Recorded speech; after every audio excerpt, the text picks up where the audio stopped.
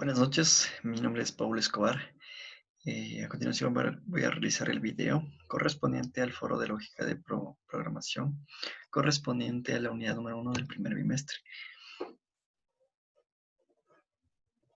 Bien, voy a explicar la primera parte que corresponde al mapa conceptual de los contenidos de la unidad número 1. Bien, antes de comenzar, voy a explicar un resumen de la parte conceptual, la parte teórica eh, del, del texto básico, en la cual principalmente determinamos que lógica es el ordenamiento de ideas para llegar a una conclusión. Asimismo, identificamos que el silogismo es sinónimo de un argumento. Identificamos también lo que fue preposición, un sinónimo de premisa, ya sea esta mayor y menor, o a su vez que pueden constituir enunciados declarativos. Y finalmente una conclusión que afirma o niega algo y asimismo una sentencia de sujeto y predicado. También se abordó acerca de los elementos de calidad que pueden ser falsos, verdaderos, correctos, incorrectos. Asimismo, verificamos que nos señala que pensar las palabras de algoritmos, soluciones, código, entre otras. También pudimos identificar lo que fueron los procesos fundamentales, que son dos, tanto el procesamiento como el almacenamiento y la finalidad del enunciado, como podemos identificar.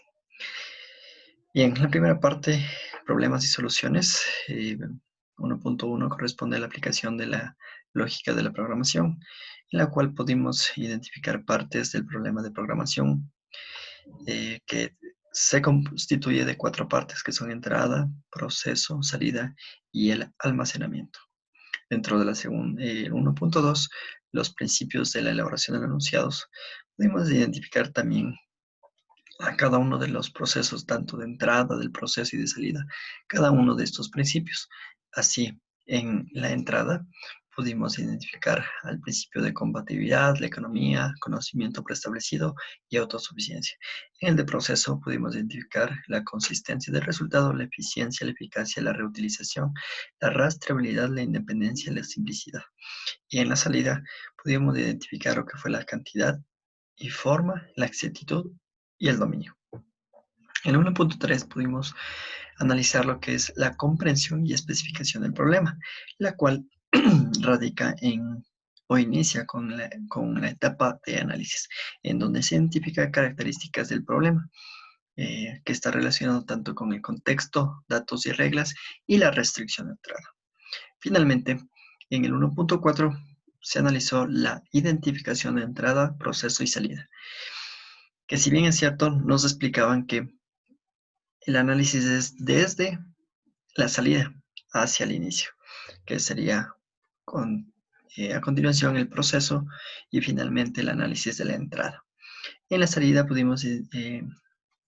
debemos realizar o revisar lo que es el enunciado de resultados, en el proceso la asignación de valores, los enunciados de cálculo y los enunciados de condicionales. Y finalmente en la entrada analizamos el enunciado de asignación de valores y el enunciado de valor preexistente.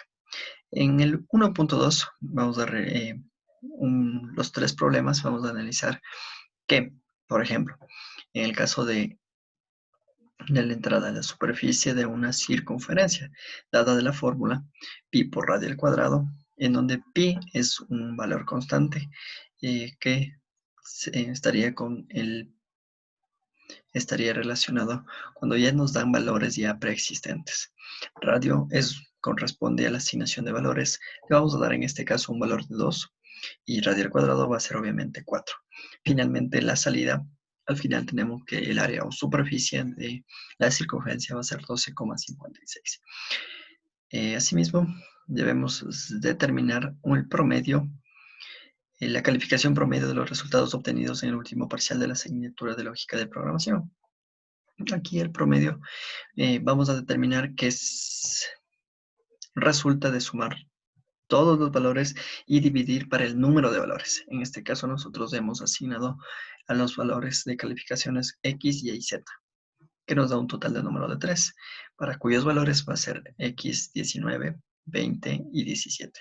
Dividido para 3 nos va a dar un resultado de 18.66. Finalmente, determinamos que se requiere determinar el costo total de una llamada telefónica con base al tiempo que dura la llamada y en el costo por minuto.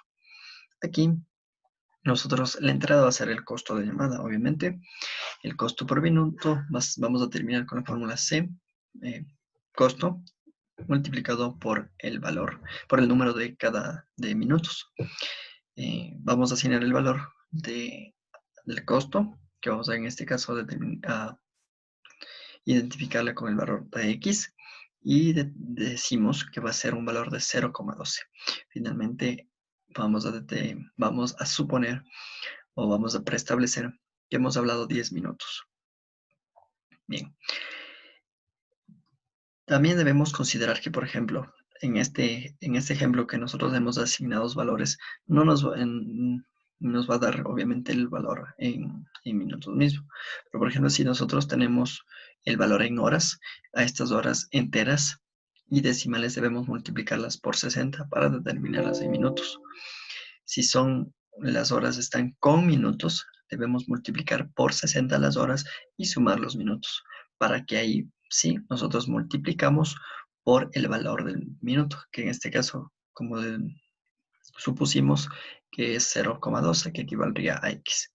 Como supusimos que son apenas 10 minutos, multiplicado por 0,12 nos va a dar un costo de 1.2 $1.2. Bien, tuvimos también como referencia bibliográfica la introducción a la lógica de programación del señor Jorge Herrera, del señor Julián Gutiérrez y del señor Robinson Pulgaré. Eso es todo. Muchas gracias y una buena noche.